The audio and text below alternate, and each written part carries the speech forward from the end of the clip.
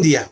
Mi compañera Fabiola Tafoya y un servidor Axel Pérez, en representación del comité organizador del proyecto CODEP 2021, les damos la más cordial bienvenida al segundo Congreso Internacional en Evaluación y Dirección Ética de Proyectos Públicos y Sociales.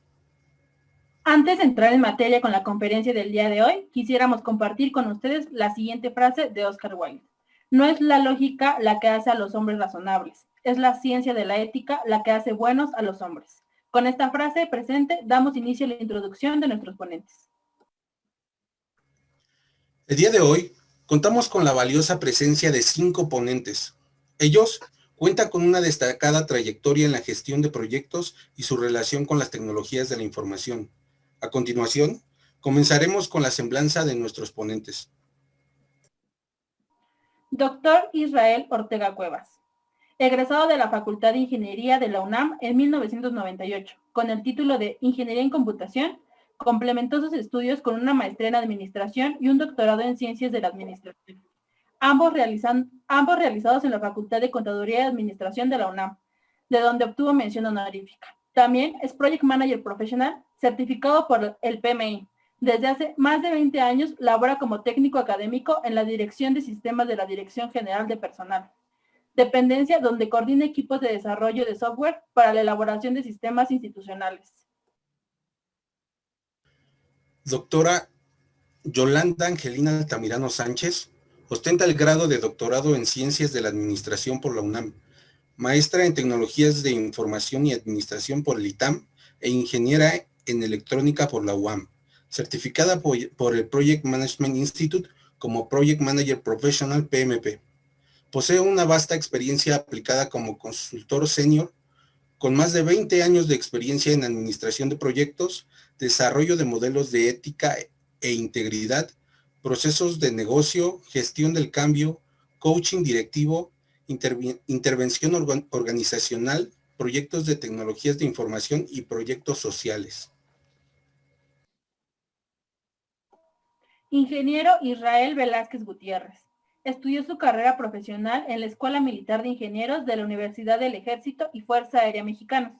Trabajó en el desarrollo de software para el sector público federal por 14 años. Actualmente se encuentra cursando el posgrado en Ciencias e Ingeniería de la Computación en la UNAM. Doctora Marcela Peñalosa Báez, licenciada en Informática por la Facultad de Contaduría y Administración de la UNAM y maestra en Ciencias de la Computación por la Fundación Arturo Rosenbluth. Está certificada como profesional en Administración de Proyectos PMP por el Project Management Institute y cuenta también con una certificación en Fundamentos del ITIL. La doctora Peñalosa cuenta con más de 20 años de experiencia en la UNAM y desde septiembre de 2010 está a cargo de la Dirección de Colaboración y Vinculación de la Dirección General de Cómputo y Tecnologías de Información y Comunicación.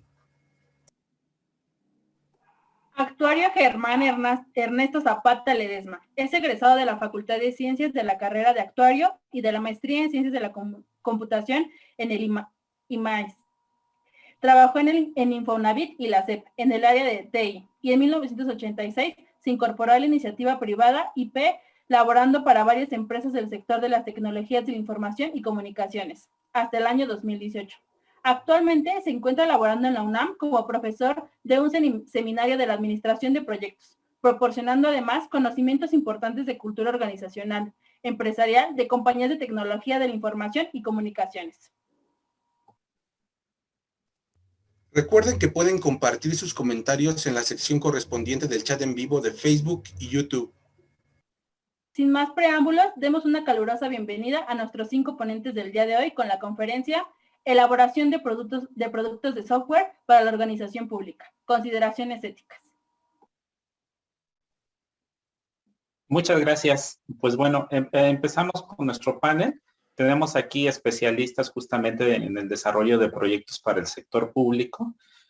Les voy a pasar lo que son nuestros objetivos. El objetivo del panel es plantear los lineamientos que permitan establecer las guías de conducta para los profesionales que desarrollan el software que se utiliza en el sector público. Ya sea que estos profesionales trabajen en las empresas desarrolladoras o en las propias organizaciones públicas. Me gustaría empezar, antes de dar la palabra a cada uno de nuestros especialistas, pues hacer una breve introducción al tema que nos trae en este momento. En sí, la ingeniería de software constituye una de las situaciones que son requeridas prácticamente en todas nuestras actividades del mundo moderno.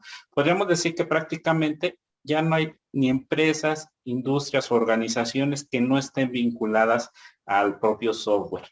Por así decirlo, todos estamos ya prácticamente en el negocio del software, independientemente de las actividades, productos o servicios que nosotros proporcionemos.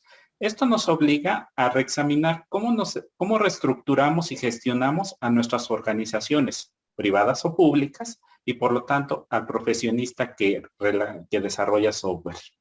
Les puedo mencionar que cuando yo pregunto a directores de sistemas, a desarrolladores o incluso a los profesores de la propia materia de ingeniería de software, si practican la ética en el desarrollo de sus actividades, les puedo decir que primero, pues muchas veces no me comprenden. Tras pensarlo momentáneamente, pues intuyen que la ética debe ser parte de sus actividades y pues muchas veces me ha pasado, tras un incómodo momento de duda, pues claro, me responden sí, mi tema tiene que ver con la ética, ¿no?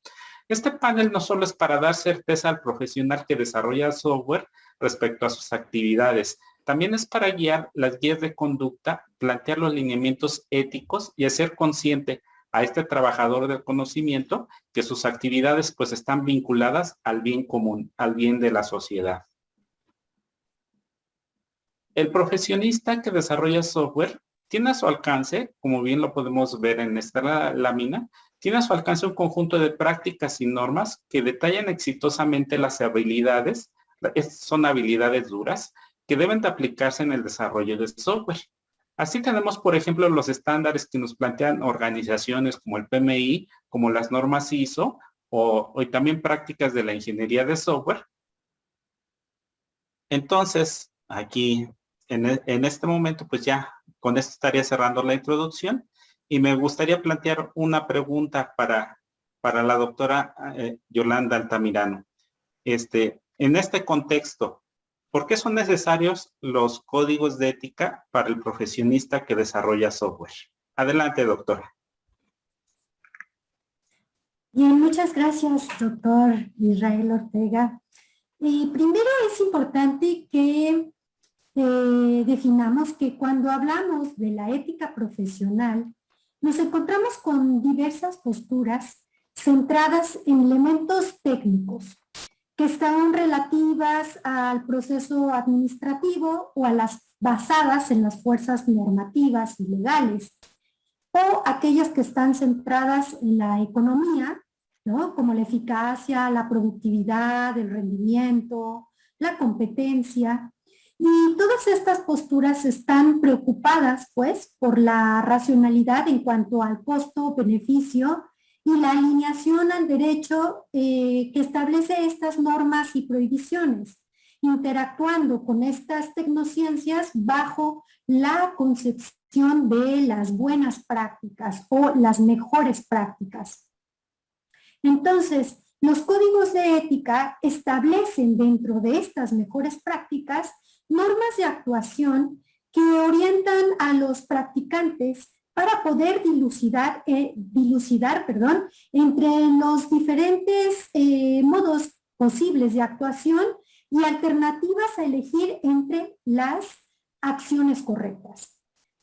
La pregunta sería, ¿y cuáles son estas acciones correctas? Pues bien, son todas aquellas acciones que en términos axiológicos o de valor contribuyen a la supervivencia y a la calidad de la vida de las personas bajo el contexto de lograr el mayor bien para el mayor número de individuos con el menor daño para el mínimo número de individuos. Entonces, ¿qué es lo que pasa? Sin embargo, cuando tenemos en muchas organizaciones códigos de ética y en los estándares códigos de ética y de conducta, y también tenemos organizaciones públicas y privadas que nos cuelgan bien bonitos sus valores en las paredes, ¿no? En cuadros en las paredes, pues han definido estos códigos de conducta basados en filosofías, políticas, lineamientos organizacionales, pues tendientes a influir en el comportamiento cívico, ético, humanista y de respeto por los derechos humanos. Y bueno, aún existe una distancia importante por recorrer en lo que se refiere a lograr realmente el compromiso ético en las buenas prácticas de aquellos que se dedican a la dirección de proyectos de desarrollo de software. Y bueno, no nada más es exclusivo de los proyectos de desarrollo de software, es los proyectos en general. Y bueno, esto se vuelve todavía un poco más preocupante cuando hablamos de la vinculación con organismos públicos. Ahora bien, para entender los códigos de ética, me parece que es importante entender sus propósitos, y para entender esos propósitos es importante una educación temprana en valores, en cívica, en ética, en cultura, en el estudio, por ejemplo, de la ética, pero desde la perspectiva filosófica, como pues la de los estoicos, y no solo en términos de la ética normativa. Entonces, pues esto sería la contribución.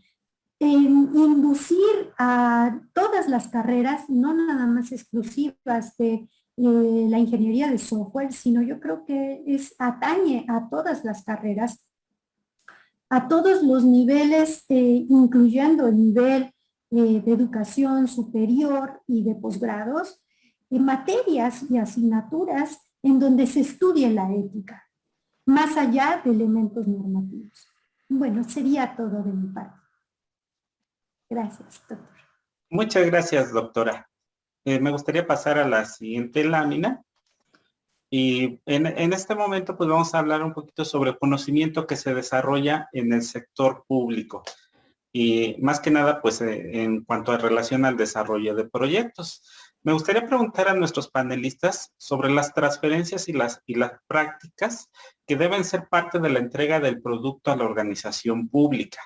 Entonces, le doy la palabra al actuario Germán Zapata para que nos ahonde al respecto. Por favor, actuario. Ok, muchas gracias.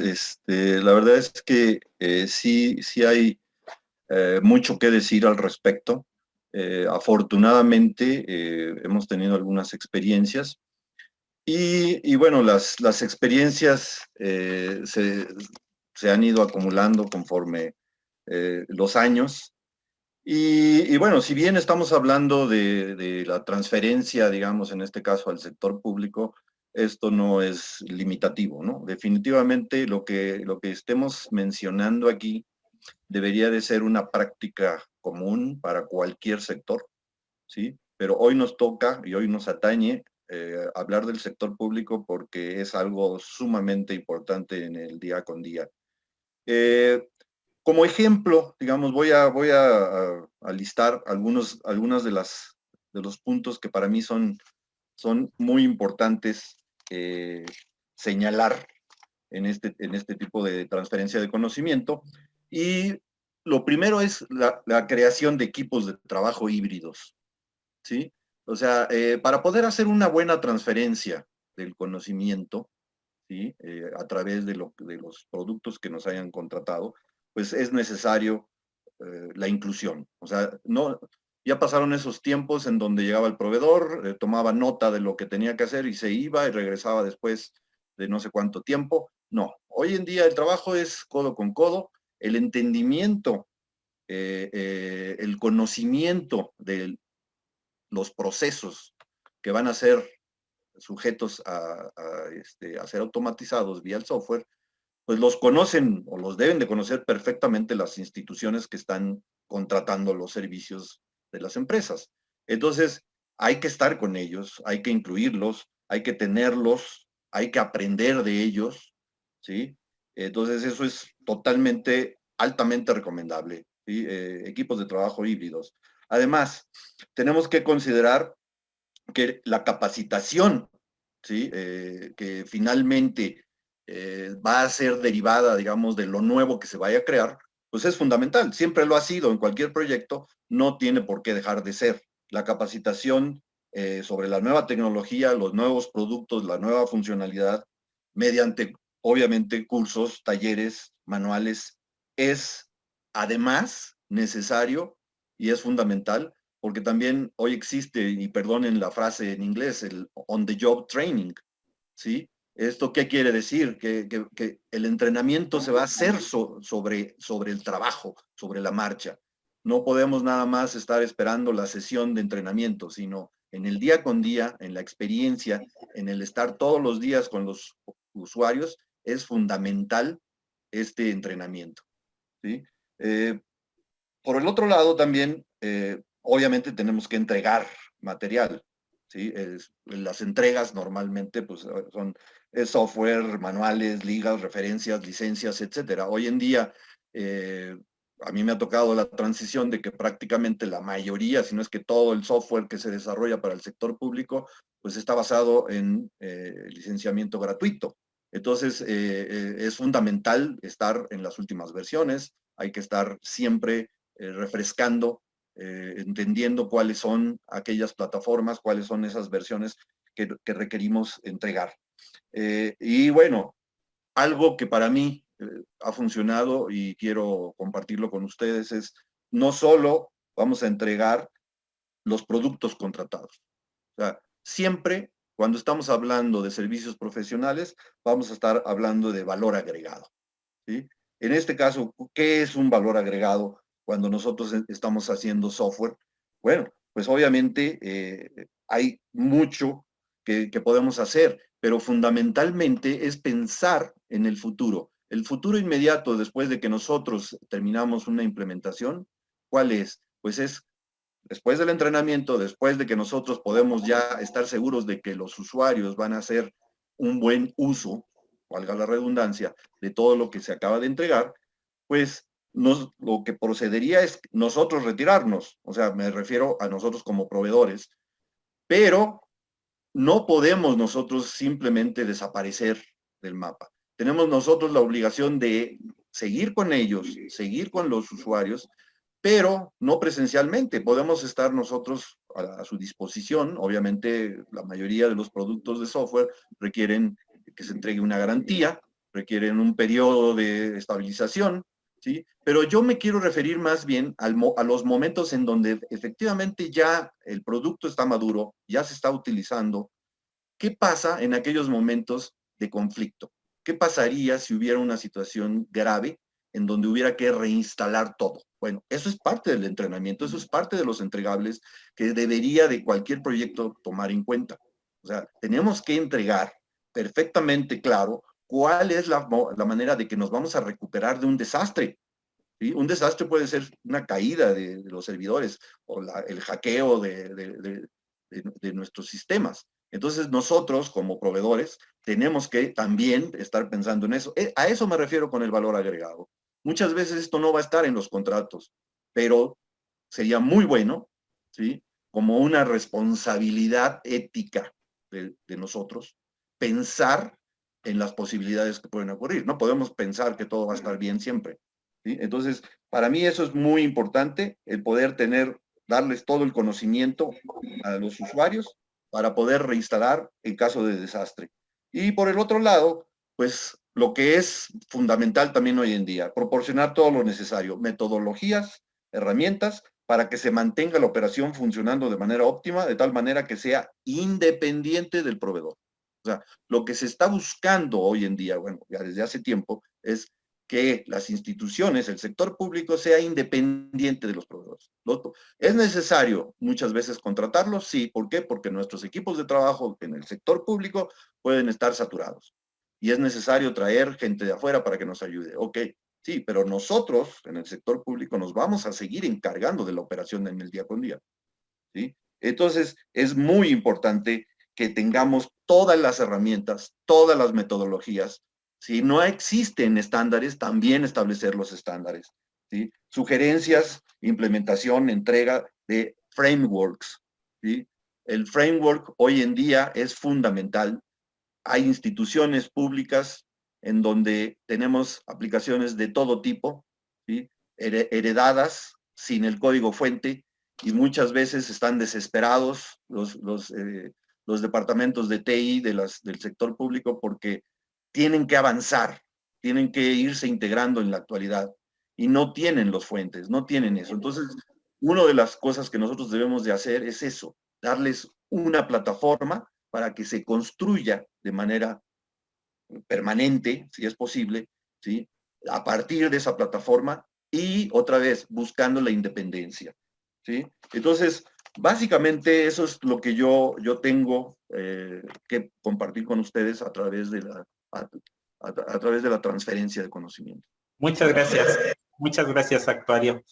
Ahora le solicito a la doctora Marcela Peñalosa, quien sé que tiene una amplia experiencia en el desarrollo de proyectos para el sector público. Así que me gustaría plantearle la pregunta, si en este sector realmente desarrollamos capacidades tecnológicas y qué implicaciones éticas conlleva.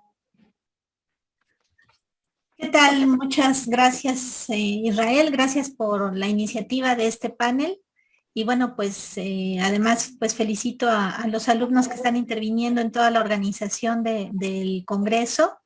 Pues es muy grato ver que estén en este esfuerzo en estos tiempos tan complicados, no solo por la pandemia, sino por la situación que prevalece en las escuelas y facultades de la UNAM. Así que felicidades a todos. Bien, pues sobre el tema, pues primero que nada me parece importante destacar que el desarrollo de software, como ya se empezó a comentar, pues es una labor que conjunta muchas disciplinas, ¿no? Aparentemente es una tarea técnica, pero como ya se mencionó, pues lo que se tiene que automatizar, lo que se implementa en los sistemas, en el software, en aquellas aplicaciones y programas de computadora, de dispositivos, etcétera, que es lo que se busca con estos proyectos, pues requiere de la participación de muchas disciplinas. Entonces creo que sería pues tal vez de anecdotario recorrer las personas que conocemos de diferentes edades, de diferentes ocupaciones y enfoques profesionales, que en las organizaciones en las que colaboren, sean privadas, sean públicas,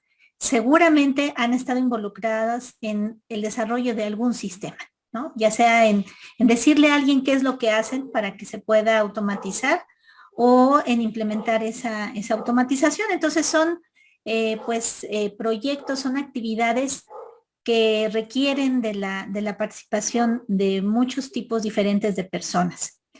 Y bueno, en ese sentido, me parece también, me llama mucho la atención cómo de los proyectos específicos, de los documentos específicos que hablan sobre la ética en la ingeniería de software, como el estándar el código de ética que propone la IEEE y la ACM, hablan esto precisamente que ya se ha mencionado del bien común, ¿no? El bien común como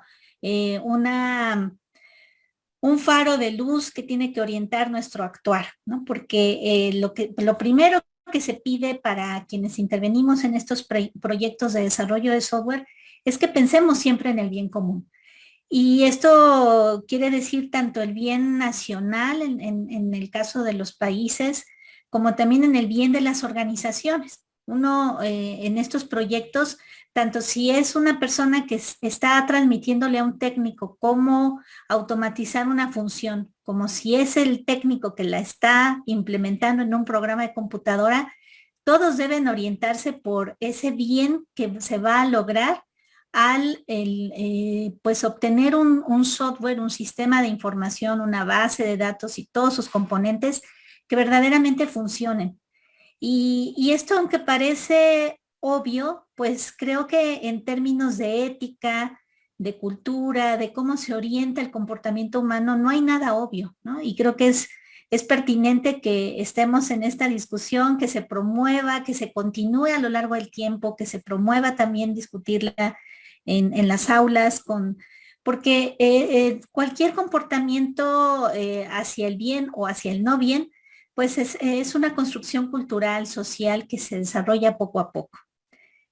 Y bueno, en este sentido, también en esto del desarrollo de las capacidades tecnológicas en el sector público, yo extraño mucho pues algunas tendencias que vivimos como país a principios de este siglo XXI, cuando hubo un gobierno federal que en alguna detección de no solo de fortalezas, sino también de oportunidades para el país, pues promovió el desarrollo de la industria de software, ¿no? Y nosotros en la Universidad Nacional tenemos el privilegio de tener todavía como parte de nuestros profesores a una persona como la doctora Hanna Octava, que estuvo muy activa en este movimiento nacional para el desarrollo de la industria de software, y ella, junto con egresados universitarios, con empresarios de software,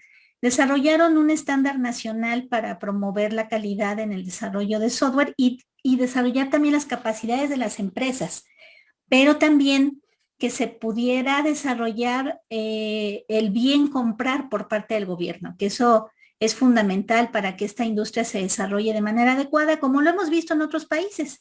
Los estándares de desarrollo de software, los modelos de madurez, como empezó el CMM en Estados Unidos, que ahora ya tiene diferentes flavors ahí, diferentes ramificaciones, pues derivan de un gobierno que toma conciencia, que hace explícito que necesita comprar software, que necesita contratar a las empresas, y que por eso también promueve un marco de referencia común para poder determinar qué empresas son las que tienen cierto nivel de calidad.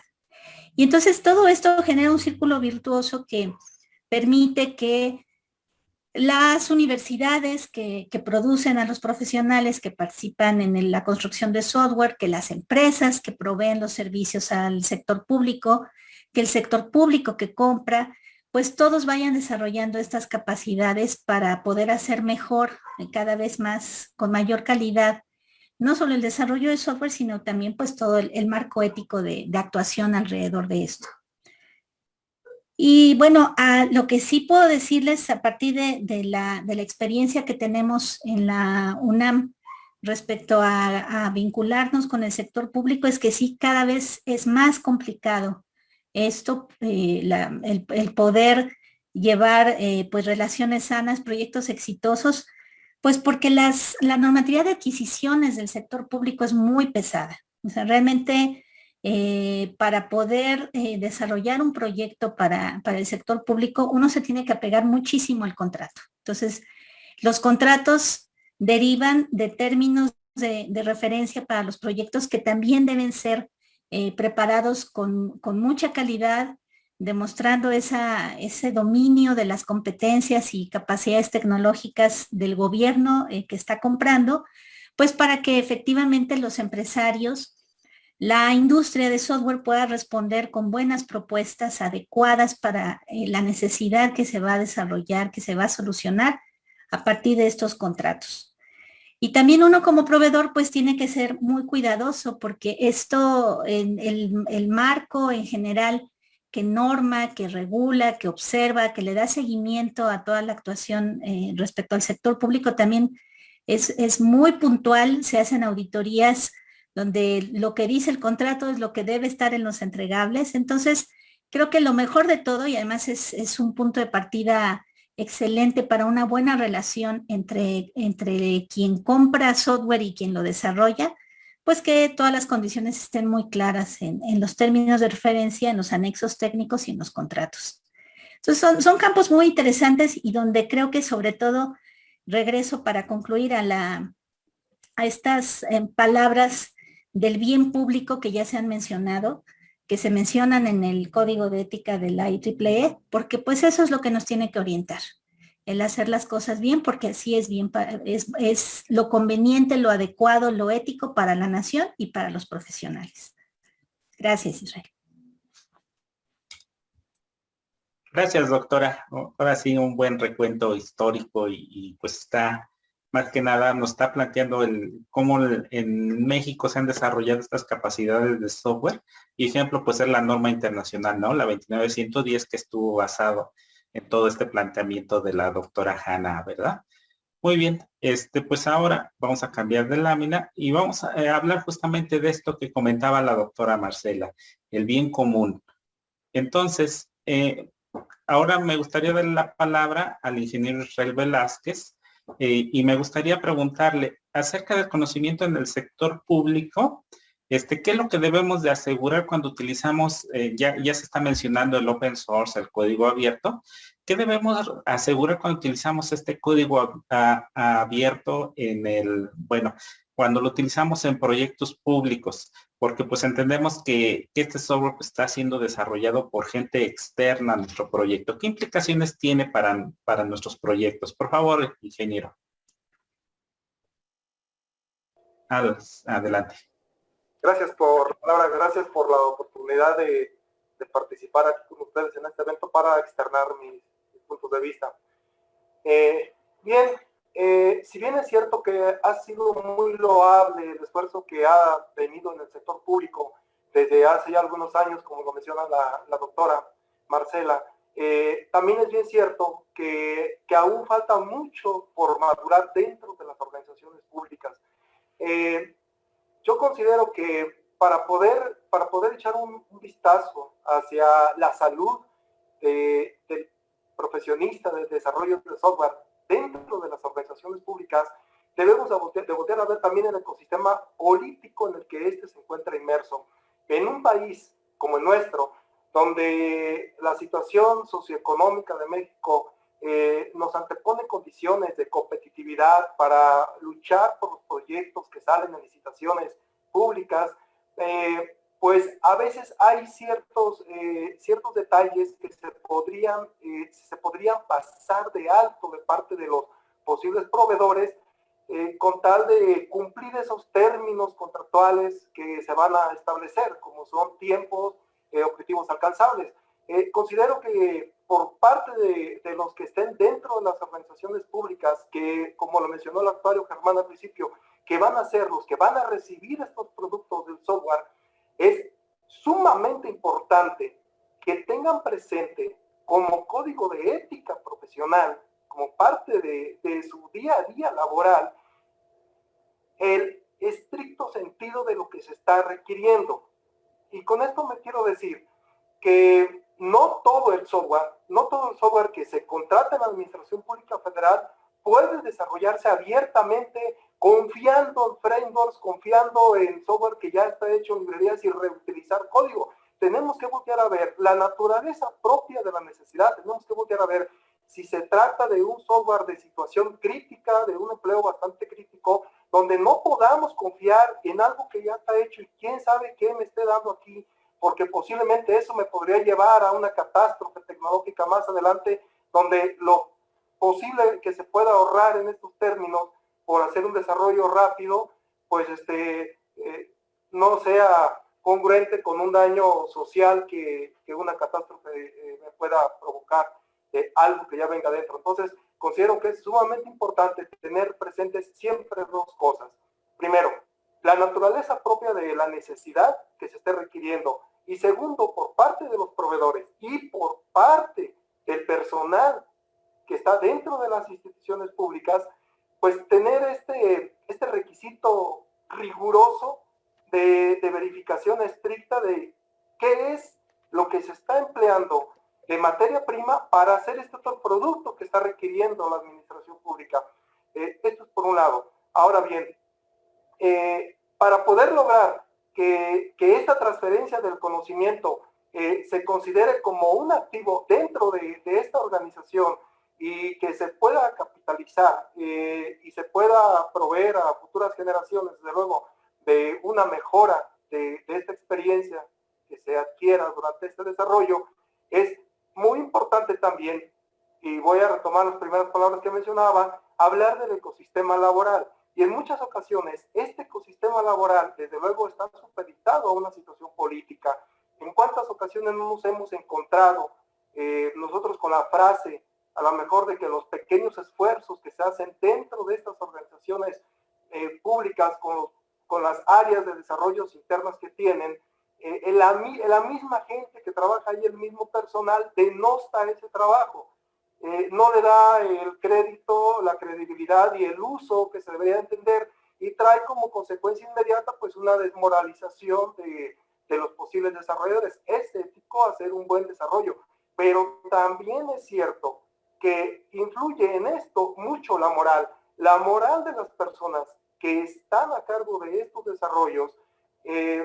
Yo considero que es un aspecto sumamente importante para tenerlo en cuenta, y qué tanto se van a comprometer éticamente hablando a desarrollar productos de alta calidad, productos que sean modulares, productos que sean futuristas, y con futuristas trato de decir que sean reutilizables en un futuro, que no sean productos nada más para salir de una situación dada y que después se tiren a la basura, porque como bien ya lo mencionaron, estamos hablando de la Administración Pública Federal y es algo sumamente importante que nos debe de preocupar, y todos deberíamos de voltear a atender este sector, puesto que son nuestros impuestos, es dinero de la nación, entonces son activos de la nación. Entonces deberíamos de voltear a ver cómo está el proceso interno dentro de estas organizaciones públicas para el desarrollo de software y para la continuidad de los productos que se desarrollan también. Es mi participación. Muchas gracias, ingeniero. Pues bueno, pasemos a la siguiente lámina. Y pues vamos a hablar justamente, pues ya estamos entendiendo que el software que estamos desarrollando, pues es algo que está influyendo en el gobierno digital, ¿no? Este tema del gobierno digital, pues es un tema que se ha vuelto de particular importancia, sobre todo en estos tiempos actuales que estamos viviendo de pandemia. Entonces, quisiera preguntar a la doctora Yolanda Altamirano, dígame, doctora, ¿cuáles son las premisas del gobierno digital y qué se relaciona con la ética? Por favor. Muchas gracias, doctor Israel, nuevamente. Pues bueno, primero comprendamos que dentro de las premisas de un gobierno digital tenemos por encima, voy a retomar las palabras de la doctora Peñalosa, es el bien común, ¿no? Entonces, ¿qué es lo que nosotros tenemos? Nosotros nos interesa que en el gobierno pues se nos faciliten los trámites de los servicios gubernamentales, que se optimicen los servicios públicos urbanos, que se nos proporcione una adecuada seguridad pública, que haya una mejora en la atención de los servicios de salud. Y aquí, por ejemplo, citaré un proyecto que hace algunos años participé, que tiene que ver con el expediente médico electrónico, por ejemplo, los servicios de transporte, que se mejoren los tiempos, la calidad, el monitoreo, que la recaudación tributaria sea sencilla, fácil y eficiente y efectiva, que haya una mejor prevención en términos de los riesgos que tenemos, sobre todo en ciudades como la de México, en donde tenemos pues alta incidencia de temblores, terremotos. Entonces queremos que nuestra alerta sísmica funcione bien, ¿no? Y pues recientemente tenemos estas iniciativas, por cierto, a raíz de la pandemia, donde incluso se está incorporando todos los digamos, trámites y procesos del Ministerio Público a través de los juicios en línea. Y bueno, puedo citar una serie de ejemplos en donde, ¿qué es lo que busca el gobierno? Pues convertirse en un gobierno digital, pero es solamente una parte de lo que se busca alrededor de todo el mundo en formar las ciudades digitales con el propósito, por cierto, del bien común, ¿no? Y en donde participan todos los ingenieros de software y, bueno, todos los ingenieros de las tecnologías en términos generales. Y entonces, pues bueno, parafraseando al doctor Guerrero, yo quiero mencionar que las funciones del Estado son administrar, regular, organizar la guerra y la paz, así como también la justicia, la riqueza, la cultura, las costumbres, la religión, la salud, la educación y la industriosidad de sus ciudadanos. Y asimismo es el Estado el que faculta a otros ciudadanos otorgándoles libertad jurídica en el marco del derecho privado. No obstante, su papel más relevante es la adecuada organización de los hombres y recursos para conseguir el bienestar, y fíjense bien qué interesante, para conseguir el bienestar y la felicidad de los ciudadanos en sociedad de aquellos que gobiernan. Entonces, pues es justo en esto último lo que le otorga al Estado la legitimidad, pues la felicidad está relacionada con la supervivencia de la vida y el bienestar de la felicidad constituye su motivo principal y la función principal social que tiene el Estado. Entonces, bien, los proyectos relacionados que tenemos para conformar estas ciudades inteligentes, pues están en una serie de industrias que tienen que ver con proyectos de infraestructura, proyectos de educación, proyectos de telecomunicaciones, proyectos de salud, proyectos de tecnología y de energía, entre otros. Y en todos estos tipos de proyectos, pues participa la ingeniería de software. No obstante, pues el mayor impulso para encontrar en el cumplimiento de este bien común es tratar de regular la actuación ética del Estado con la ley de anticorrupción. Sin embargo, pues también se ha estado incorporando como una necesidad a la vigilancia a la iniciativa privada. Entonces, pues lo más importante es formular una estrategia para el fomento del compromiso ético. Y esto es indispensable para tener un pleno conocimiento que dichas motivaciones a fin de ser asertivos en el planteamiento de una propuesta que abra paso hacia un cambio de conducta en todos los implicados en este tipo de proyectos de ingeniería de software. ¿Y para qué? Pues para hacer que todo esto sea una realidad. ¿Qué realidad queremos? Pues la felicidad entendiéndola como el bien común. Y pues esa sería mi participación, doctor. Gracias.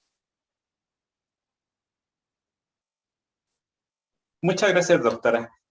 Bueno, esta pregunta me gustaría involucrar a nuestros tres especialistas en la docencia, a la actuaria, a la doctora Marcela y a la doctora Yolanda Altamirano. Es, pues, básicamente, ¿cuál es el papel que tenemos los docentes en las cuestiones éticas? Los docentes que impartimos nuestras materias de ingeniería de software. ¿Qué papel cuál debe ser nuestro papel para nuestros alumnos, para nuestros profesionales? ¿Qué debemos de inculcarles a ellos? Pues, adelante, me gustaría que iniciara el doctor Germán, por favor. Gracias por decirme, doctor, pero bueno. La actuaria Germán, perdón. La actuaria, bueno, no. Más adelante esperemos, nunca es tarde. Claro. Muchas gracias.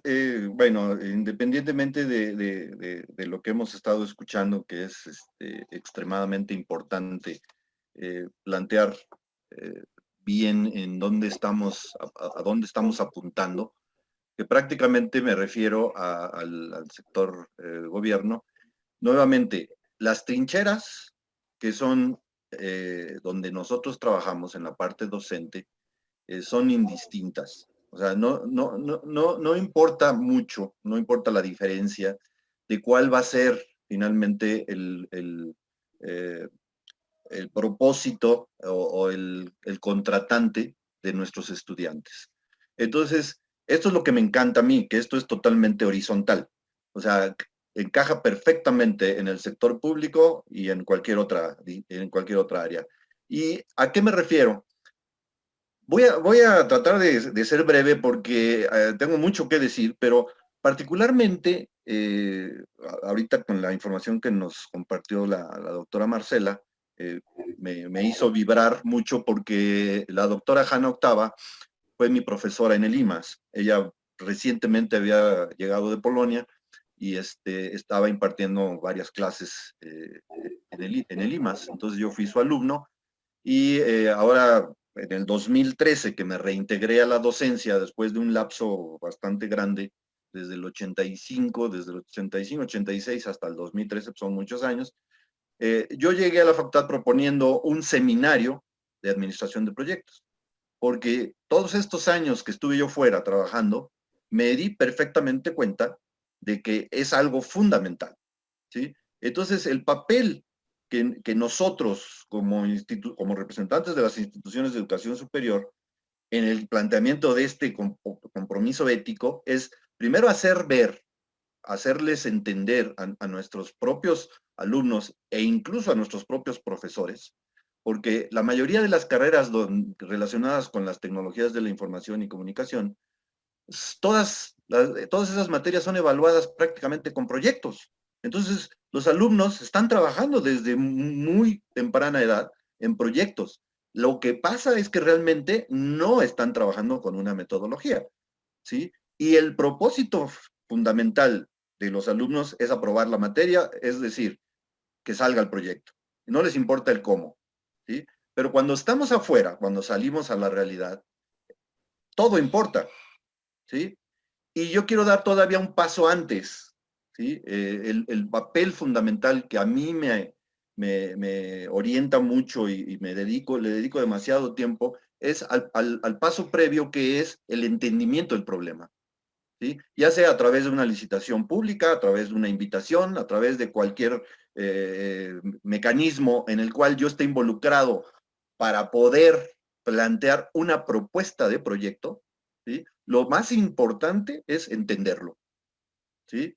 Si yo no entiendo bien cuál es el alcance, cuál es el objetivo del proyecto, pues desde ahí vamos a empezar mal. Entonces, ¿qué tenemos que hacer desde el punto de vista profesional? Pues es sensibilizar a los alumnos a de que abran sus mentes, escuchen, pregunten.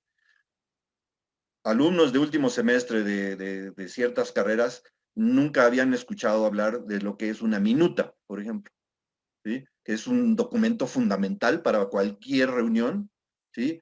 Donde se adquieren compromisos, ¿sí? Entonces, desde ahí tenemos que entender que no nada más nos vamos a ir a sentar a hablar o a que nos platiquen. Vamos a ir a escuchar, vamos a ir a preguntar, vamos a ir a tomar nota y nos vamos a comprometer. Entonces, con toda esa información, después viene otro proceso que es sumamente tortuoso y muy complejo, y que hoy en día todavía sigue cobrando víctimas. Me refiero al fracaso de proyectos, que es la famosa estimación, ¿sí? La estimación es algo que debemos de entender, debemos de acercar a los alumnos a que entiendan qué es, porque no es una ciencia exacta, ¿sí? Yo siempre les digo, lo contrario a la estimación es adivinar, ¿sí? Entonces, la estimación es tan complicada, ¿sí? Pero es tan fundamental, que es lo que nosotros tenemos que empujar, y al menos en mi trinchera es lo que yo estoy haciendo, ¿sí? Porque, insisto, ellos realizan proyectos, pero a manos llenas, ¿sí? Pero ¿qué calidad de proyectos? ¿Sí? Entonces tenemos que incluso desde poner contra la pared, contra las sogas, a los propios profesores. Yo invito a los alumnos a que cuestionen a los profesores por qué tal proyecto se tiene que terminar en 4 meses que dura un semestre, por ejemplo, ¿sí? ¿Quién lo estimó? ¿Quién dice que es posible? ¿Quién dice que sí va a salir con la calidad que se espera? Desde ahí es importante cuestionar. O sea, yo soy muy dado a eso, a cuestionar. Entonces, en el campo de la docencia, hay que invitar a la gente, obviamente de manera respetuosa, ¿sí? Porque esa es parte también de la creación de nuestra propia ética profesional, es ser respetuoso con todos, escuchar todo, ¿sí? Cualquier opinión, cualquier comentario es bienvenido, y de ahí tenemos que partir para construir nosotros nuestras ideas y poder entonces entablar ya un diálogo y preparar una propuesta acorde a lo que nos estén pidiendo. Porque dependiendo de esa propuesta, si nuestra propuesta es sensata y es adecuada y es también ética en el sentido de costo-beneficio, ¿sí? O sea, entonces es muy probable que sea una propuesta ganadora, y esa propuesta ganadora se transforme en un proyecto, ¿sí? Y entonces el proyecto, pues, va a iniciar de una manera adecuada, que no garantiza que por haber hecho una gran propuesta, el proyecto vaya a ser exitoso. hay muchísimos factores en el medio y ustedes son expertos, cada uno de ustedes conoce perfectamente que los riesgos existen, pero bueno, hay que identificarlos, hay que cuantificarlos, hay que manejarlos, etcétera, etcétera. Entonces, para no alargarme más, eso es lo que yo veo como una parte esencial en nuestras gentes, y yo me iría todavía más lejos. No estaría yo hablando, por ahí también se comentó, no estamos hablando exclusivamente de proyectos de tecnologías de la información. Hoy sí, hoy nos toca hablar de esto, ¿sí? Pero cualquier tipo de proyecto, de cualquier profesión, es exactamente lo mismo. Tenemos que entender muy bien qué es lo que el otro requiere. ¿Ok? Ese sería mi punto. Muchas gracias, actuario. Adelante, doctora, si nos puede dar su punto de vista, doctora Marcela. Gracias. Pues miren, yo considero que es muy importante que en las instituciones educativas, primero que nada, modelemos ese comportamiento ético. Es decir, los alumnos, los estudiantes tienen que ver en sus profesores, que ver en sus coordinadores de carrera, inclusive en el resto del personal con el que ellos conviven en una facultad o escuela, tienen que ver ese comportamiento ético. El ejemplo en cualquier tipo de aprendizaje es fundamental para poder apropiarse, sobre todo cuando se trata de conducta. Y en este sentido creo que también sería muy importante que se pudiera desarrollar de manera colegiada pues diferentes casos de casos que propusieran tanto alumnos como profesores el debate, las discusiones en el aula, el análisis de qué hacer ante ciertas situaciones. Miren, quienes han tomado tanto la capacitación como cursado el examen del PMP, que se mencionó en la semblanza, por ejemplo, de Israel, y también yo estoy certificada como PMP desde el 2005. La parte de ética siempre me ha parecido muy interesante contestarla porque justo son preguntas que plantean situaciones donde se tiene el sustentante que aspira a la certificación como profesional en administración de proyectos. Para poder contestar correctamente tienes que, por supuesto, haber estudiado a profundidad el código de ética para administración de proyectos que propone el PMI, y entonces razonar el caso que te están poniendo delante para contestar en consecuencia.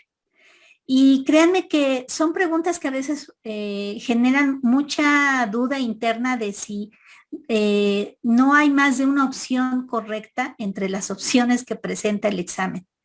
Entonces creo que esto, que además es muy anglosajón, pues hace falta tenerlo para nuestros contextos, hace falta hacerlos propios para lo que son nuestras normas, nuestras regulaciones, para todo también lo que implica dentro del desarrollo de software y de cómo formamos profesionales para esto, pues el acatar las normas de transparencia, de protección de datos personales, que son marcos normativos que verdaderamente cuando uno los debe revisar a profundidad para acatarlos, también se enfrenta a muchas restricciones, muchas consideraciones que probablemente uno no podría imaginar hasta que ya nos tenemos que adentrar en lo que es este marco regulatorio que pues es un ambiente también, un contexto en el que se desarrolla una profesión.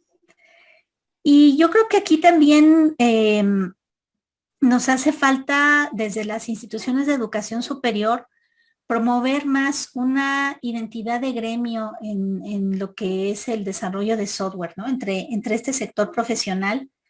Los referentes que hemos mencionado no son, ya no digamos mexicanos, sino latinos, ¿no? Creo que podríamos muy bien promover y organizarnos para para ir plasmando algo más adaptado a nuestra cultura, adaptado a nuestro marco regulatorio, y generar esto que sea parte de una identidad. A mí, desde que estaba estudiando, me llamaba mucho la atención.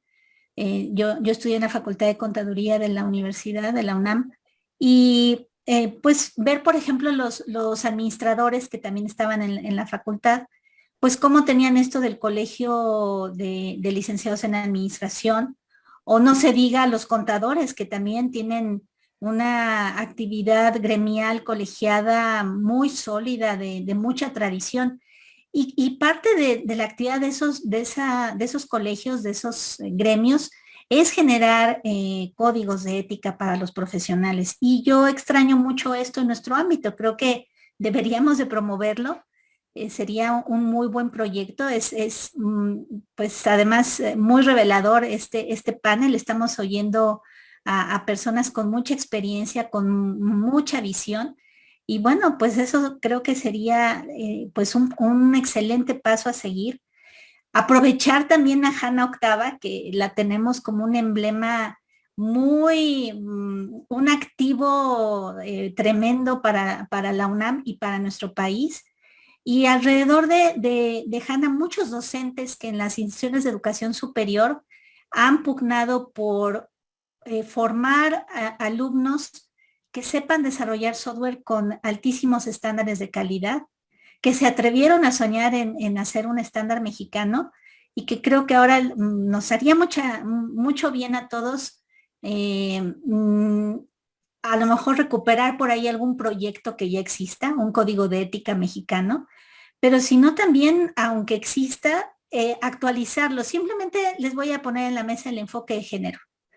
Ya agregar también el enfoque de género al actuar de cualquier profesional es otro reto, porque son además demandas de la actualidad, ¿no? Ya en cualquier facultad de ingeniería o donde se enseña cualquier carrera relacionada con las TIC, pues los alumnos están en eso. Ellos saben más de enfoque de género que los profesores, así que también es parte de esas pues retos culturales que va enfrentando la sociedad, ¿no? Y que deben tener impacto en la actualización de estos códigos de ética que orientan la conducta. Yo creo que si estamos en esto, si hemos respondido al llamado de Israel para hablar de este tema, ojalá nos animemos a continuar trabajando después de esta actividad. Gracias. Muchas gracias, doctora. Pues me gustaría que cerrara la doctora Yolanda Altamirano, si nos puede decir cuál es el papel justamente ahorita ya le hemos dado vuelta, ¿no? Ya lo estamos moldeando. Si nos puede ayudar a terminarle de darle esta forma, por favor. Claro que sí, muchas gracias. Pues la verdad es que coincido totalmente con mis panelistas que me preceden. Y bueno, en realidad nada más agregaría algunas cosas, como por ejemplo, también es importante ayudar a nuestros colegas docentes y también nosotros mismos, cambiar un poco el enfoque de enseñar a nuestros alumnos a estudiar, cambiar el enfoque de estudiar técnicas y procedimientos a enseñarlos a estudiar técnicas y procedimientos. Es decir, cambia un poco, entendiendo de que estas técnicas y procedimientos van a ir cambiando a lo largo de que va evolucionando la tecnología, los códigos y los lenguajes y los sistemas. Entonces, ¿cómo enseñarlos a estudiar técnicas y procedimientos? Y un poco sí profundizar más en que se estudien los códigos de ética profesional, que se actualicen, como bien dice la doctora Peñalosa, incluir también pues algunas asignaturas donde se enseñe el civismo y las normas de convivencia, está bien, pero también dentro de las aulas, y no importando que sea la clase de civismo, en todas las asignaturas incorporar algunos temas de civismo, de convivencia. Y bueno, retomando un poco lo que decía el actuario Germán Zapata, al respecto de los propósitos de los proyectos, enseñarlos a pensar desde ayudarlos a desarrollar un pensamiento estratégico para solucionar problemas, pero también un pensamiento extendido, ¿no? Donde se les invite a reflexionar el por qué se necesita el software y para qué se desarrolla ese software. Y bueno, por último, entender también que todo trabajo que se haga desde la postura de docentes también debe de ir transformando la forma en la que los alumnos también se rigen a sí mismos. Y para ello es también enseñarles lo que son los derechos humanos, ¿no? Y desde la perspectiva tanto de conocerlos como de respetarlos, protegerlos y ejercerlos. Y bueno, con eso sería mi participación. Muchas gracias, doctor.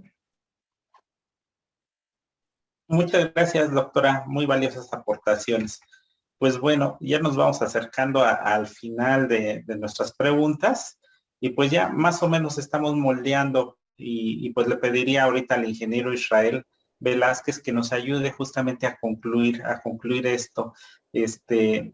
Justamente ya estamos pensando esto de algún medio, un organismo independiente que nos dé lineamientos. Si nos podría decir, ingeniero, ¿cuáles serían sus apreciaciones al respecto? Sí, muchas gracias, doctor, por la pregunta. En un tiempo actual en el que vivimos, donde ha proliferado la tecnología, donde prácticamente la mayor parte de nuestras vidas se rige por la tecnología, las comunicaciones, las interacciones, los negocios, etcétera, hasta la seguridad incluso, yo considero que no solo es necesario, sino que es imperativo la creación de un organismo que no únicamente se limite, y lo quiero decir así, entre comillas, se limite a regular las actividades del profesional que desarrolla software, sino que abarque más funciones, que vaya un poco más allá de lo que tiene que ver las estrategias de desarrollo de software en el ámbito tanto público como incluso que permea a la iniciativa privada, que tenga una visión este organismo donde sea un rector nacional de la dirección de la estrategia nacional en cuestión de la tecnología, específicamente de desarrollo de software, pero si bien, como ya lo han comentado, pues tendría que voltear a ver también desde luego otras tecnologías que son necesarias para poder implementar los proyectos de software. Se me ocurren por lo menos dos aspectos de por qué es importante. Primero, en la situación actual en la que vivimos, por ejemplo, en el modelo, digamos que de administración pública en general, en cómo se divide el presupuesto, es un tema un poco delicado, al que voy a meter polémico hasta cierto punto, pero que no podemos taparnos los ojos. Quiero abordarlo. Bien, en un contexto actual, por ejemplo, cuando se divide el presupuesto, cuando se asigna el presupuesto a las entidades públicas, son las mismas entidades públicas las que, con los técnicos que tienen adentro, identifican las necesidades tecnológicas, las necesidades de desarrollo de software, y son ellos mismos, con todos los mecanismos que queramos poner de ley de adquisiciones, etcétera, los que determinan quiénes son los potenciales proveedores. Ahora bien, no estamos exentos, y ahí es donde me refiero, que no podemos taparnos los ojos y voltear a otro lado, como si esto no existiera. No estamos exentos a que exista un posible flagelo en esos servidores públicos que los debilite hacia el hecho de pues, favorecer quizás a un proveedor a cambio de algo. Entonces ahí ya estaríamos hablando de otro tema, pues que desde luego es la corrupción. Se viene este tema. Un organismo descentralizado podría regular estas actividades de necesidades donde ellos no tengan a lo mejor la facultad total de poder determinar primero las necesidades y después los proveedores, sino que sería un organismo superior a ellos el que tendría que filtrar estas necesidades y a través de allá, de este organismo de concentración de muchos otros proyectos previos que se tengan, ver si algo de lo que ya existe no se puede reutilizar. ¿Para qué? Pues para, desde luego, ahorrar recursos. Primero. Segundo, en este mismo mundo en el que estamos, donde ya es innegable que ya estamos viviendo en la tecnología de Internet de las cosas, donde ya proliferaron los medios de comunicación, de información, pues tenemos que voltear a ver la colaboración interinstitucional de tecnologías. Voy a hablar únicamente de tecnologías de software porque es lo que nos concierne en esta plática, pero en general se va para todas. Bien, ¿cómo podría, por ejemplo, una entidad pública compartirle un producto de software a otra en un modelo, en un esquema actual? Únicamente estaría basada en la buena voluntad de los titulares de esos organismos, de esas entidades públicas. Y sabemos muy bien, también es innegable esto, que esto sucede y es una realidad, que esto de las diplomacias, de las buenas amistades, de las políticas, pues no es tan fiable como para que nosotros podamos confiarnos, cuando digo nosotros, me refiero a los mexicanos en general, no únicamente al sector de desarrollo de software, que nos podamos confiar como para que se ahorren presupuestos compartiendo proyectos comunes, porque hay muchos proyectos que son comunes. Uno va a una entidad, por ejemplo, de la administración pública, y luego va a otra, y luego va a otra, y en todas se requiere un sistema de recursos humanos, un sistema de control de documentación, un sistema de derechohabientes, un sistema de beneficiarios. Si estamos hablando del IMSS, por ejemplo, bueno, los derechohabientes del IMSS, de Pemex, del servicio médico, de la Sedena, del ISAM, etcétera. Entonces, hay mucho software que sí se podría compartir, pero que no existe esa figura todavía que haga las veces de poder elevar estas políticas que me permitan generalizar un producto y ahorrar con ello presupuesto a la nación, sino que cada dependencia, de acuerdo a la partida presupuestal que tiene, es libre de ejercer ese presupuesto. Entonces, considero que esto es hasta cierto punto un gasto innecesario que estamos teniendo los mexicanos, porque hay mucho de esto que se podría reaprovechar. Y segundo, considero que no se está capitalizando el conocimiento que genera, la experiencia que se genera al desarrollar software. Y como un beneficio final también podría ser que este organismo que coordina todo lo que viene siendo la administración pública, que regule, que ponga estándares para la adquisición de software en las entidades gubernamentales, pues podría ser un factor de vínculo con las instituciones de educación pública y también privadas. ¿Para qué? Pues para que le regresen a México algo de lo que México les ha dado en su formación profesional. Es muy sano, es ético y es moral tener ese compromiso social de decir, bueno, yo fui beneficiado, estoy siendo beneficiado de un programa, de una universidad que se beneficia del presupuesto público. Es mi compromiso regresar a aportar algo que dé solución a un problema real en México, que no quede a lo mejor algo teórico nada más en un posible proyecto que me va a conducir a la obtención de un grado.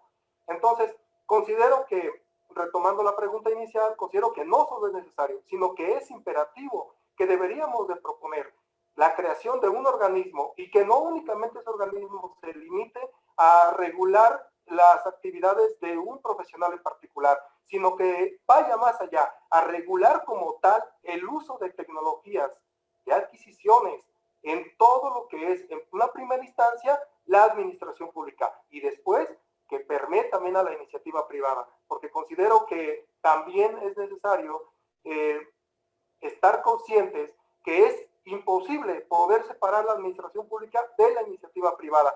Ambas coexisten en una colaboración tecnológica que a la larga, pues esto se podría capitalizar en un beneficio de ahorro de presupuesto.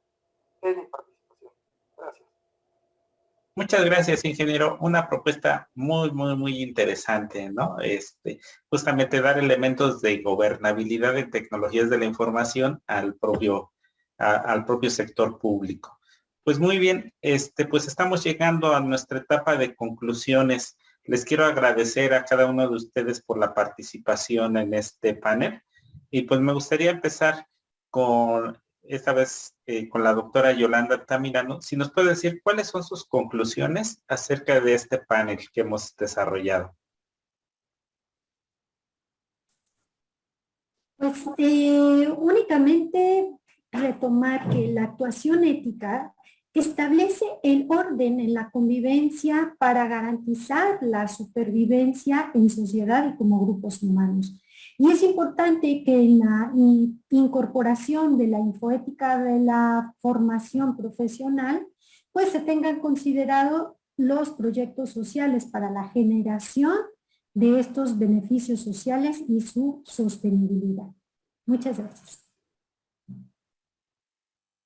Muchas gracias, doctora. Si quiere continuar, por favor, actuario Germán. Sí, también como conclusión, digamos, nuevamente en el entorno ético, definitivamente el inicio o la orientación que desde las aulas podamos nosotros aportar y dar a nuestros estudiantes es fundamental. Obviamente, como bien decía la doctora, si pudiéramos estar ofreciendo, digamos, a todos los niveles cuestiones educativas alrededor de la civilidad, del civismo, pues tendríamos una convivencia mucho más sana, mucho mejor. ¿Sí? Desafortunadamente, eso se ha quedado muy pendiente, pero no quiere decir que nosotros en las aulas no lo podamos tocar, al contrario, es nuestra obligación hacer ver que los estudiantes son un factor fundamental en un país, ¿sí? Son los futuros profesionistas que van a salir y que van a estar soportando todo el crecimiento que es necesario en cualquier economía de este tipo, de las que vivimos actualmente. Entonces, el fundamento ético es esencial. O sea, tenemos que reforzar reforzarlo porque esto se inicia en las casas, ¿sí? Nuestra estructura básica es la familia, y la familia, digamos, son la que debe de poner estas bases, y nosotros después en nuestro ámbito educativo tenemos que reforzarlo y tenemos que reorientarlo dependiendo de qué es lo que estamos nosotros buscando. Y lo que estamos buscando es generar profesionales capaces, competitivos, ¿sí? Y que tengan una moral acorde, ¿sí? a lo que necesita un país como este, ¿sí? Esa es mi participación. Muchas gracias, actuario. Doctora Marcela Peñalosa, ¿cómo le gustaría cerrar sus aportaciones en este sentido? Pues ante todo quisiera invitar a los alumnos que participen en el Congreso a ser activos, a estar atentos, a tomar los espacios donde podemos ejercer nuestros derechos como ciudadanos, como alumnos. Estamos justo por vivir un proceso electoral en nuestro país de las mayores dimensiones. Y bueno, pues es un momento para reflexionar, ¿no? ¿Qué tanto aportamos? ¿Qué tanto realmente somos responsables, pues, de los logros que como nación tenemos, ¿no? Y el ejercer un voto, el poder revisar las opciones y tomar decisiones en un marco democrático, creo que es el gran marco de actuación que para todos estos temas que hemos visto en esta conversación tan enriquecida por los diferentes puntos de vista de los panelistas, pero que estamos coincidiendo pues en lo que es el buen actuar, el bien común para pues todos estos temas de los productos de software, de las organizaciones públicas, de la ética y pues de la evaluación y la dirección ética, que es el tema del Congreso. Entonces, pues creo que como todo tema que tiene que ver con el actuar de la sociedad y que la sociedad está integrada por nosotros como individuos responsables, pues creo que la mesa está puesta pues para que todos pongamos de nuestra parte, para que nos documentemos más, nos informemos más y sobre todo para que, como ya han mencionado los panelistas, pues tomemos esa responsabilidad como profesionales de la gran oportunidad que se nos ha dado en un país con tantos contrastes, con tantas necesidades económicas el poder acceder a formarse y desempeñarse en una profesión, pues es una responsabilidad social que tenemos que asumir. Y bueno, pues apliquemos toda esta reflexión, no veamos la ética como algo lejano, es algo que está presente en nuestras vidas a cada momento. Y continuemos en ello. Esa sería la invitación y mi conclusión. Gracias. Muchas gracias, doctora. Ingeniero Israel Velázquez, ¿cómo cerraría el tema? Bueno, primeramente agradeciendo, felicitando a los organizadores por la visión que tuvieron. Retomo la palabra de los panelistas que para mí es un honor compartir la mesa con todos ellos, desde luego. Pues en una sociedad aquebrantada de muchos valores, hablar de ética es un tema desde luego complicado. Es un tema complicado, pero que nosotros como profesionistas debemos de tener bien en cuenta cuál es nuestro papel y nuestra responsabilidad en la sociedad. Y más aún que venimos de una universidad que tiene como objetivo principal crear un valor social, un valor de compromiso social hacia la nación del pueblo de México, desde luego. Entonces, yo considero este panel, aparte de ser muy loable su creación, de ser muy plausible, desde luego, los principios que tiene, yo considero que debería ir un poquito más allá, hacerlo no únicamente a lo mejor cada cierto tiempo, cada año, sino con una frecuencia mayor, invitar a un mayor número de personas a que vengan aquí a dar charlas, a que vengan a escucharlas, a tomar conciencia del papel que tenemos nosotros que desenvolver, cuál es nuestro compromiso que debemos asumir.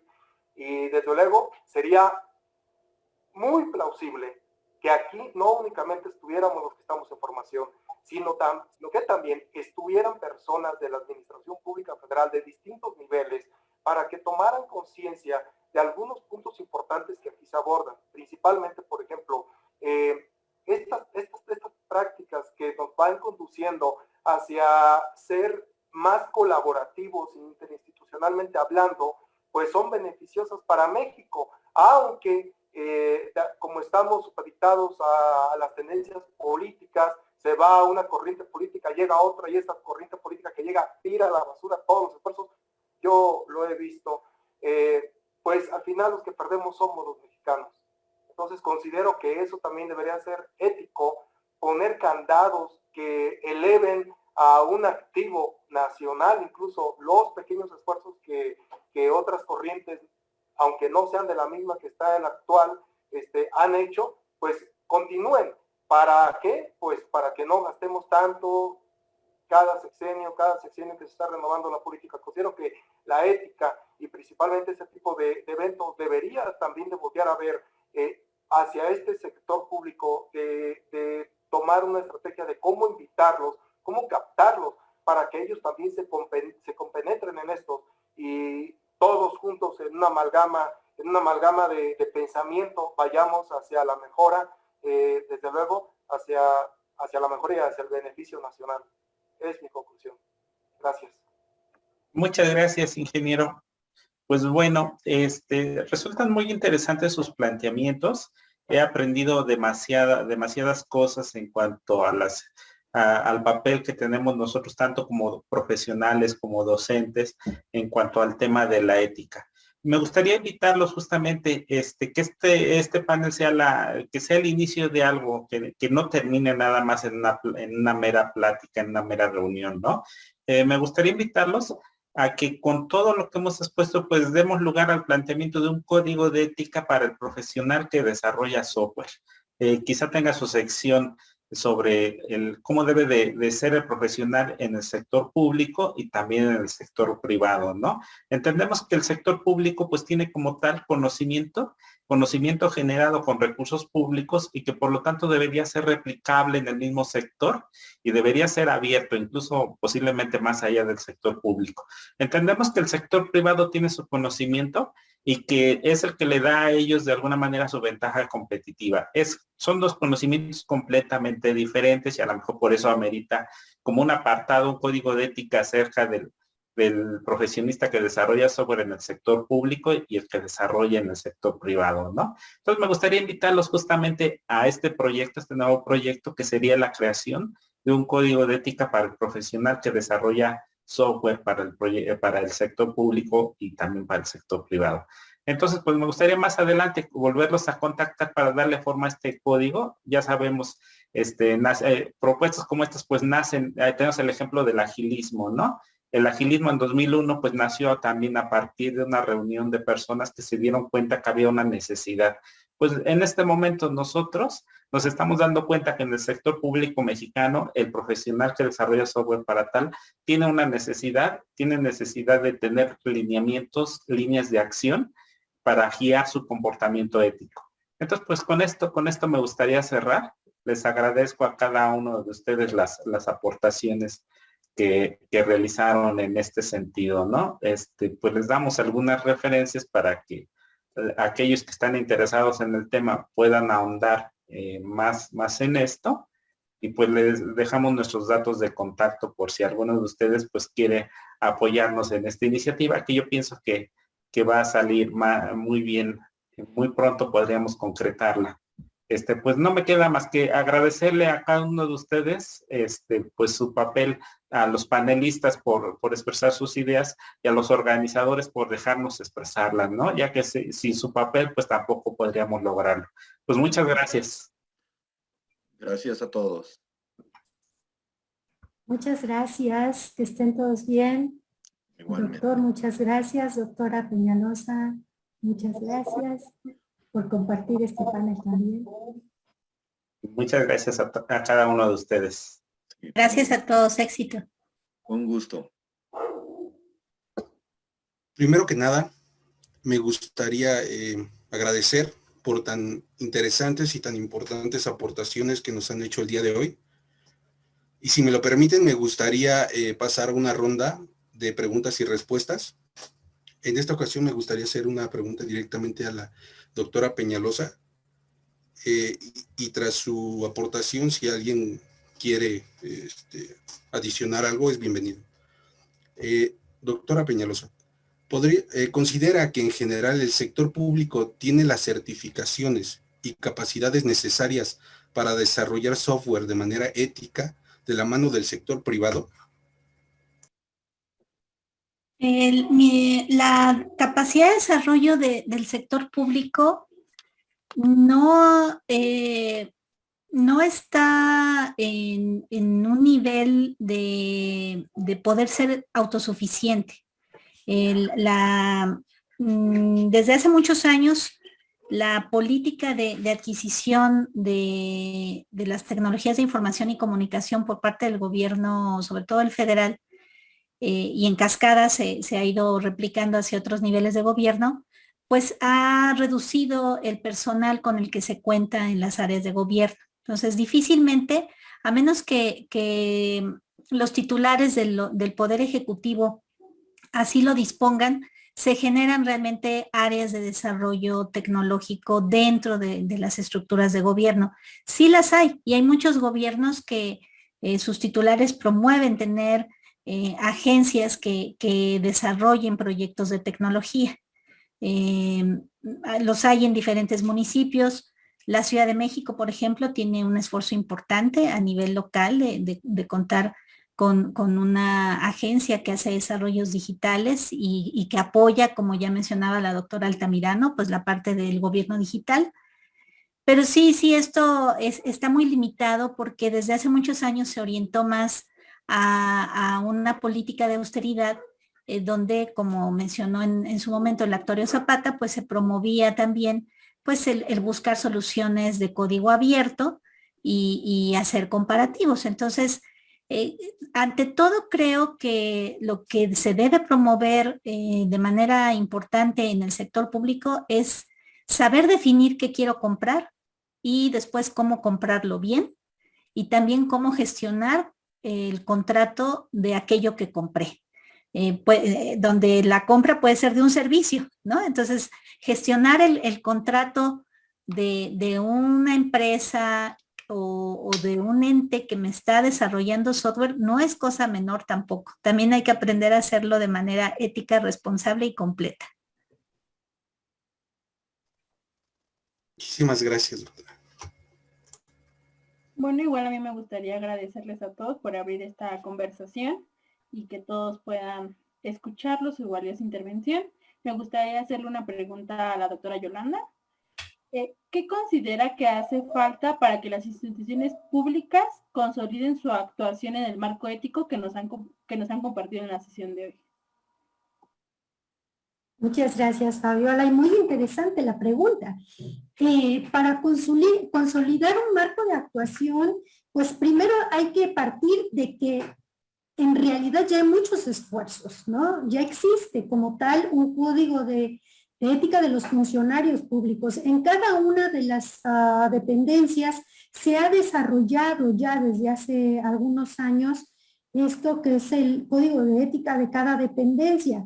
La pregunta es, ¿lo conocen los funcionarios? ¿Realmente se ha hecho la promoción y la difusión necesaria para este ejercicio? O nada más, como yo decía en una de las exposiciones, pues a veces se tiene colgada de las paredes bien bonitas, ¿no?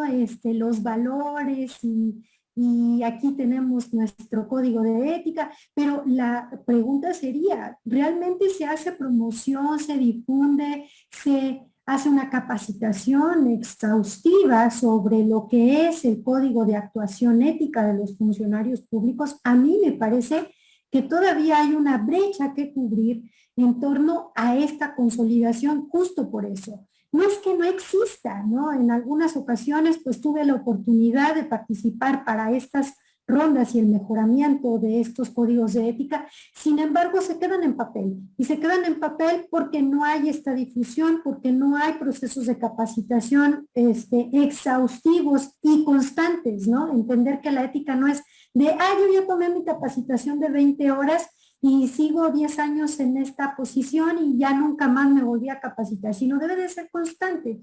Así como la doctora Peñalosa decía, bueno, cuando nosotros estamos siendo observados para ser candidatos a PMPs y cuando somos PMP en la certificación, tenemos que recertificarnos, ¿no? Cada 3 años tenemos que pasar por un proceso de recertificación y estar demostrando que estamos en continua capacitación y cumplir con nuestra currícula de desarrollo y dentro de las certificaciones, pues lo mismo debería de ser para los servidores públicos, ¿no? Una continua capacitación, una continua recertificación en lo que sería su actuación dentro de sus funciones, pero también dentro del código de ética que les atañe, ¿no?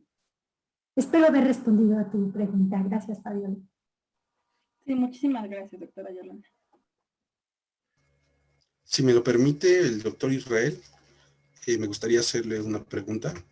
Desde la perspectiva ética, ¿cuál es el punto más crítico en el proceso de desarrollo de software desde su perspectiva, Carlos? La recepción de requerimientos, resulta que, pero más que nada tener las bases, ahora sí, las bases técnicas para escuchar al cliente, para escuchar al usuario, porque muchas veces en la escuela no se nos educa en este sentido, ¿no? Pensamos que escuchar al usuario pues es agarrar un cuaderno y irnos con la persona que va a utilizar el sistema, y no, éticamente yo no estoy haciendo un sistema para una sola persona, estoy haciendo un sistema para un entorno completo, un entorno sociotécnico, si quieres verlo así. Entonces, mi labor ética, pues, es conocer ese entorno y darle a cada quien, satisfacerle las necesidades a cada quien de acuerdo a lo que yo puedo ofrecer como profesionista técnico. O sea, si yo técnicamente me cierro a nada más satisfacer la necesidad de una persona sin ver todo el entorno, y no reconocerlo, o sea, saber que está el entorno y no verlo como tal, pues tiene sus implicaciones éticas. O sea, la ética es lo que yo adopto para el buen desarrollo, para el buen trabajo que yo hago profesional. O sea, lo ético es lo que yo voy a absorber y lo que yo veo que está bien. Muchísimas gracias, doctor. Axel. Bueno, a mí me gustaría hacerle una pregunta al ingeniero Israel Velázquez. ¿Cuál es la importancia del ecosistema laboral en el desarrollo del software?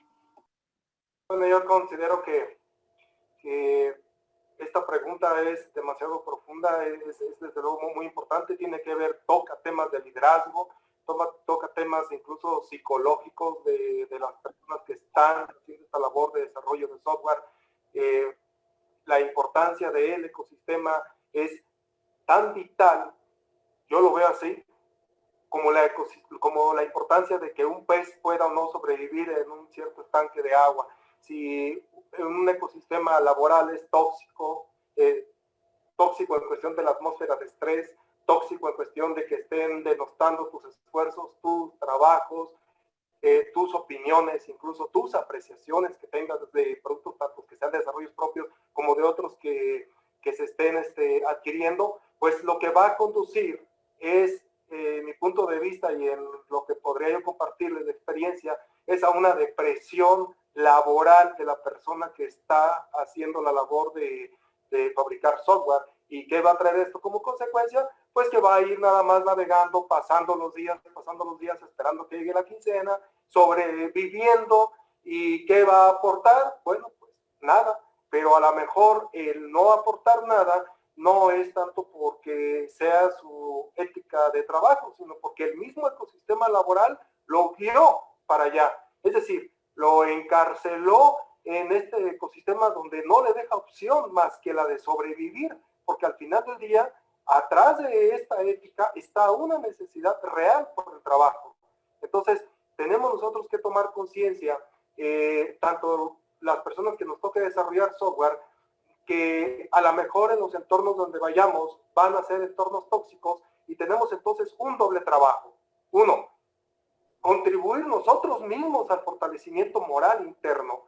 Y dos, convencer a los demás, hacerles ver que mi trabajo dentro de esa organización es importante. Es mi participación. Espero responder. Sí, muchísimas gracias, ingeniero. Me gustaría hacer una pregunta al actuario Germán Zapata, si me permiten. ¿Cómo pueden las instituciones públicas lograr la independencia de los proveedores en el proceso de desarrollo de software? Es una pregunta muy interesante, pero a la vez muy compleja, porque durante todos estos minutos donde hemos estado hablando de desarrollo de software, hemos dejado un poquito afuera el entorno donde nos estamos moviendo. Las tecnologías de la información y comunicaciones se mueven a una velocidad vertiginosa, ¿sí? De hecho, mi última relación laboral tuve la oportunidad de trabajar en un startup donde ya ni siquiera estábamos ofreciendo un software como servicio, sino ya era una plataforma como servicio.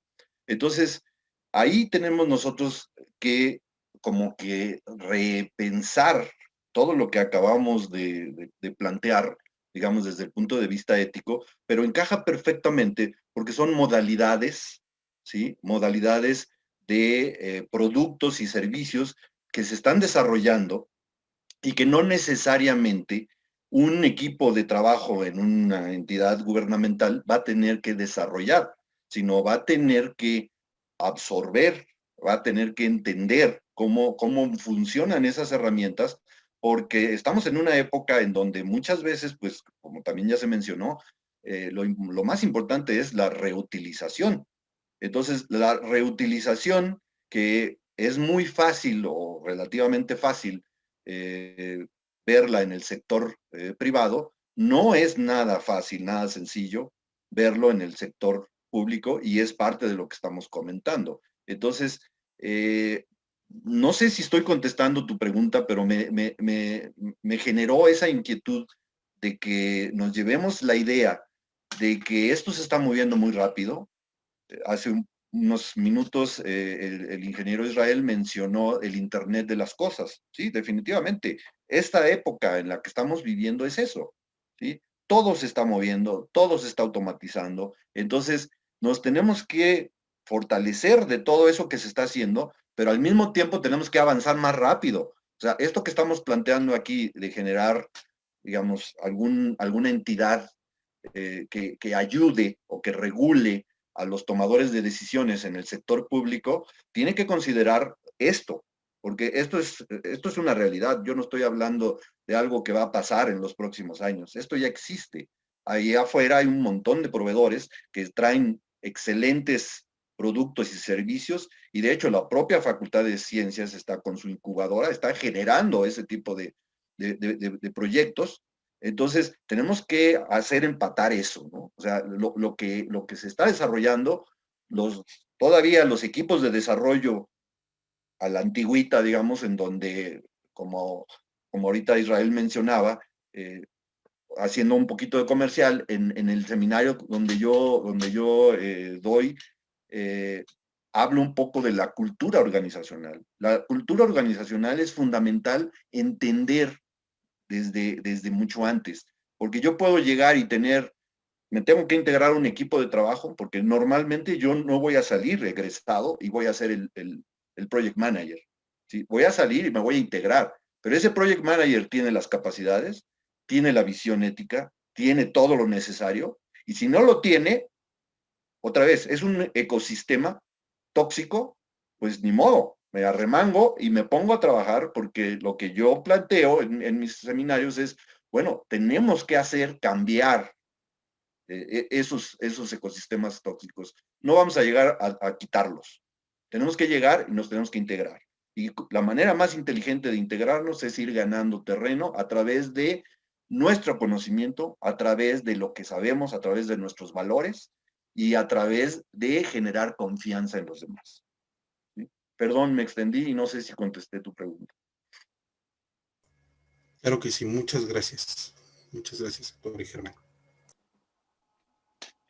Muchas gracias. Con la respuesta del actuario Germán terminamos con la ronda de preguntas y respuestas, y pues ya damos por finalizada este panel, y agradecemos al doctor Israel Ortega Cuevas, a la doctora Yolanda Angelina Altamirano Sánchez, al ingeniero Israel Velázquez Gutiérrez, a la doctora Marcela Peñalosa Báez y al actuario Germán Ernesto Zapata Ledesma por su valiosa contribución en la conferencia del día de hoy. Muchas gracias a todos. Gracias a ustedes, chicos. Sí, la verdad, muchas gracias. Gracias. Bueno, pues muchas gracias a todos por su participación. Los invitamos a contestar la encuesta de retroalimentación que está publicándose en los comentarios de esta sesión para poder conocer su opinión sobre este ciclo de conferencias. Asimismo, los invitamos a permanecer atentos a nuestras redes sociales, en donde se publicarán los próximos eventos.